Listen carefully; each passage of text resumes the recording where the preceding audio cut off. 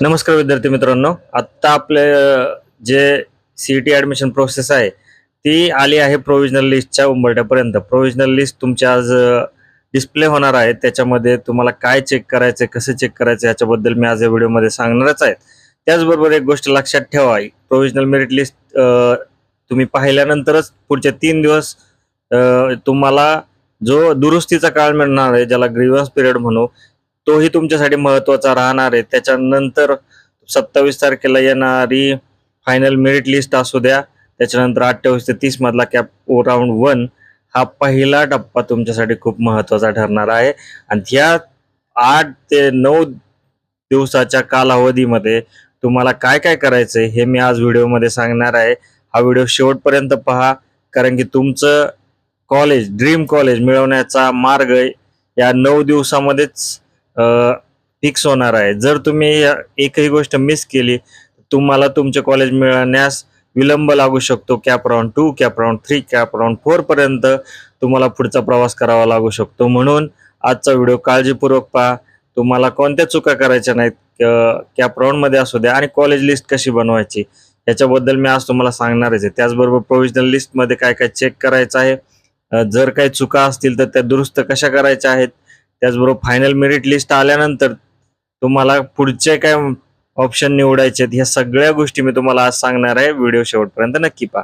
तर पहिला पॉईंट काय आहे मित्रांनो, की प्रोव्हिजनल मेरिट लिस्ट आज येणार आहे. सकाळपासून बरेच विद्यार्थी सीईटीची साईट ओपन करत असतील, बरेच वेळा चेक करत असतील, पण मेरिट लिस्ट काय तुम्हाला मिळाली नाही. पण कारण की ही प्रोव्हिजनल मेरिट लिस्ट ही संध्याकाळी ओपन होते आणि त्याच्यामध्ये जे तुम्हाला चेक करायचं आहे ते ऑप्शन तुम्हाला मिळतात. मग यावेळेस तुम्ही प्रोव्हिजनल मेरिट लिस्ट एकदा आल्यानंतर काय पाहायचंय तुम्हाला, तर प्रोव्हिजनल मेरिट लिस्ट आल्यानंतर पहिली गोष्ट त्याच्यात असणारी माहिती बरोबर आहे का चूक आहे हे पडताळून पाहायचं आहे. पहिली गोष्ट, प्रोव्हिजनल मेरिट लिस्ट चेक कुठे आणि कशी करायची. जर तुम्हाला प्रोव्हिजनल मेरिट लिस्ट चेक करायची असेल तर तुम्हाला सीईटीच्या अधिकृत वेबसाईटवर जावे लागेल. जसं तुम्ही मागच्या वेळेस रजिस्ट्रेशनसाठी लॉग इन केलं होतं तसंच लॉग इन तुम्हाला आत्ता प्रोव्हिजनल मेरिट लिस्टसाठी करावे लागणार आहे. त्याच्यानंतर तुम्ही ज्यावेळेस लॉग इन करताल त्यासाठी तुम्हाला सीईटीच्या साईटवरचे जे क्रेडेन्शियल आहे ते टाकावेच लागतील. त्याच्यानंतर नेक्स्ट स्टेपमध्ये काय होईल, की तुम्हाला जर एखाद्याचा पासवर्ड आत्ता विसरलेला असेल त्याने फॉरगॉट पासवर्ड वगैरे करून लॉग इन करायचं आहे. लॉग इन केल्यानंतर तुम्हाला डाव्या साईडला जो डॅशबोर्डमध्ये दिसेल तिथे प्रोव्हिजनल मेरिट लिस्टचा आयदर PDF दिसेल किंवा तुमच्या लॉग इनमध्ये तुमचा जो काही रँक असेल तो दिसेल. अशा 2 प्रकारे तुम्हाला प्रोव्हिजनल मेरिट लिस्ट दिसू शकते. याच्यामध्ये तुम्हाला काही गोष्टी प्रामुख्याने चेक करायच्यात, ज्या काही 15 गोष्टी. त्याच्यामध्ये पहिली गोष्ट तुमचं असणार आहे जन्मतारीख. सगळ्यात पहिल्यांदा तुमचं नाव, जे त्याचं स्पेलिंग हे जर चुकलं असेल तर ते नोटीस करा आणि दुरुस्तीच्या काळामध्ये ते दुरुस्त करून घ्या. त्याच्यानंतर वडिलांचं नाव, आईचं नाव, या 4 प्रमुख गोष्टी तुम्हाला चेक करायच्या आहेत.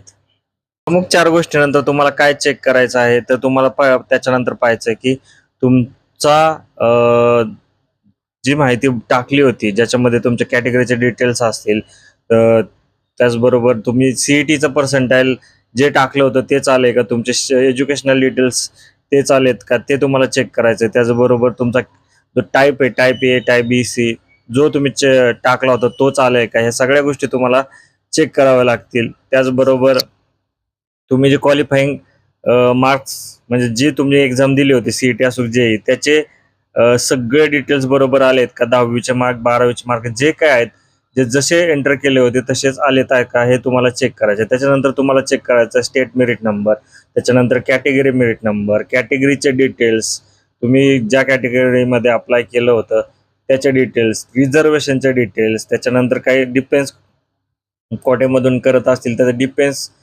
सिलेक्ट झाले का, जे जे डिटेल्स तुम्ही रजिस्ट्रेशनच्या वेळेस टाकले होते ते डिटेल्स आहे तसे आलेत का हे तुम्हाला प्रोव्हिजनल मेरिट लिस्टमध्ये पाहायचे आहेत. ते त्यात जर काही तुम्हाला शंका वाटली, काय वाटलं की ह्याच्यामध्ये करेक्शन आलेले आहेत, ते तुम्ही वेळोवेळी योग्य वेळी करून घेणार. आता अजून एक गोष्ट, ज्यांनी डॉक्युमेंट अपलोड केलेले असतील पण अजूनही काही डॉक्युमेंट अपलोड करायचे राहिले असतील किंवा काही चुकीचे डॉक्युमेंट अपलोड झालेले असतील आणि व्हेरिफिकेशन स्टेटस आलेलं नसेल तर तुम्हाला काय करावं लागेल, पहिल्यांदा ते डॉक्युमेंट अपलोड करून घ्यावं लागेल. ग्रीव्हन्स पिरियडमध्ये तुम्हाला ग्रीव्हन्स पिरियडमध्ये जे काही चुका आहेत त्या चुका दुरुस्त करण्यासाठी वेळ मिळणार आहे 3 दिवसात. ह्या दिवसामध्ये तुम्ही या 3 चुका किंवा ज्या चुका आहेत त्या करेक्ट करून घ्या. ही झाले पहिल्या 4 ते 5 दिवसाचं शेड्यूल. 27 तारखेला ज्यावेळेस फायनल मेरिट लिस्ट येईल की त्यावेळेस तुम्हाला सगळं काही क्लिअर होईल की फायनल मेरिट लिस्ट आल्यानंतर तुमचा मेरिट नंबर असेल, तुमची रँक असेल, तुमची कॅटेगरी असेल, कॅटेगरी वाईज तुमचा नंबर असेल, सगळ्या गोष्टी येतील. त्याच्यामुळे सीट मॅट्रिक्स येतील. या सगळ्या गोष्टी तुम्हाला 27 तारखेपर्यंत क्लिअर होतील आणि त्याच्यानंतर तुम्हाला आपल्या ऑप्शन फॉर्मसाठी रेडी राहायचं. आता ऑप्शन फॉर्मला जाण्याआधी ऑप्शन फॉर्मच्या वेळेस तुम्हाला काय काळजी घ्यायची आहे, तर पहिली गोष्ट एक लक्षात ठेवा, तुमच्याकडे आता कॉलेज लिस्ट तुम्ही बनवलेली आहे का? कॉलेज लिस्ट बनवताना जे मी गाईडलाईन्स दिल्या होत्या त्याही एक लक्षात ठेवा की गाईडलाईन्स काय आहेत. कॉलेज लिस्ट बनवताना आपल्या पर्सेंटाईलनुसार, आपल्या CETच्या मार्कनुसार, स्वतःच्या कॅटेगरीनुसार, होम युनिव्हर्सिटी वगैरे सगळ्या गोष्टी लक्षात ठेवून कॉलेज लिस्ट बनवा. कॉलेज लिस्ट बनवल्यानंतर तुमच्या मनात पहिला प्रश्न येईल की कट ऑफ वाढेल का कमी होईल. कट ऑफ जरी वाढला किंवा कमी झाला हे सगळं डिपेंड असणारे ॲप्लिकेशन किती येतात, कोणती मुलं कोणत्या कॉलेजला अप्लाय करतात. त्याच्यामुळे जर कम्प्युटरला जास्त मुलांनी फॉर्म भरले तर कम्प्युटरचा कट ऑफ वाढेल. किंवा एखाद्या जसं COP सारखे कॉलेज आहे त्या कॉलेजमध्ये सगळेच विद्यार्थी अप्लाय करतात तर तिथला कट ऑफ वाढणार हे म्हणजे एक ठरलेली गोष्ट असते. त्यामुळे विद्यार्थ्यांनी काय करायचं, या सगळ्या गोष्टी लक्षात घेऊन ती कॉलेजची लिस्ट अशी बनवायची. समजा 90% त्याला मिळालेले आहेत, 90%च्या अबोवचे कॉलेज लिस्टच्या वरच्या भागात 20 ते 30 कॉलेज, 40 कॉलेज जेवढे तुम्हाला टाकतील तेवढे टाका, पण ते कॉलेज असू द्यात. कारण की तुम्हाला त्या कॉलेजमध्ये जर चुकून जागा शिल्लक राहील पहिल्या राऊंडलाच, कारण की आपल्याला कॉलेज मिळवायचं आहे, त्याच्यामुळे त्या कॉलेजचंही नावे असू द्या. चांगल्या कॉलेजची नावं आपल्या ऑप्शन फॉर्ममध्ये ठेवणं खूप गरजेचं आहे. लक्षात ठेवा कॅप राऊंड 1ला पहिला जो ऑप्शन असणार आहे तो ऑप्शन ऑटो फ्रीज होणार असतो. त्याच्यामुळे पहिल्या ऑप्शनला जरा कॉलेज विचार करून टाकावं हे लक्षात ठेवण्याची गोष्ट आहे. त्याच्यानंतर काय दुसरी गोष्ट काय की तुम्ही खाली जे क्रमाने टाकणार आहे याच्यामध्ये एक गोष्ट कन्फर्म करा की जे कॉलेज तुम्ही वरती टाकताय ते तुम्हाला पाहिजेच आहे. असं नको की जे कॉलेज पाहिजे ते खाली आणि जे कॉलेज नको आहे ते वरती. असं झाल्यास तुम्हाला जे वरचे तुम्ही म्हणजे समजा 4 नंबरला तुमचं एखादं चांगलं कॉलेज तुम्ही टाकलेलं आहे आणि 5 नंबरला त्याच्यापेक्षा चांगलं कॉलेज टाकलेलं आहे, तर 5व्या नंबरचं कॉलेज तुम्हाला मिळण्याआधी 4थ्याचं मिळणार. मग 4थ्याचं कॉलेज मिळाल्यानंतर तुम्ही कॅप राऊंड 2ला ते चेंज करण्याचा विचार करताल. पण जर तुम्हाला पाहिजेच आहे तर त्याची लिस्ट वरती टाका. तुम्हाला जिथे ॲडमिशन घेणं सोयीस्कर जाणार आहे त्या असे कॉलेज आत्ताच ठरवून ठेवा, त्याच्या ब्रांचेस ठरवून ठेवा. कन्फ्युजन जे काय मनातले ते आत्ताच क्लिअर करा. पहिली गोष्ट तुमचा ब्रांच जी घ्यायची त्याच्याबद्दलची जे काही शंका असतील त्या आत्ताच तुम्ही वाटलंच तर दुरुस्त करून घ्या. कारण शंका मनात ठेवून उपयोग राहणार नाही.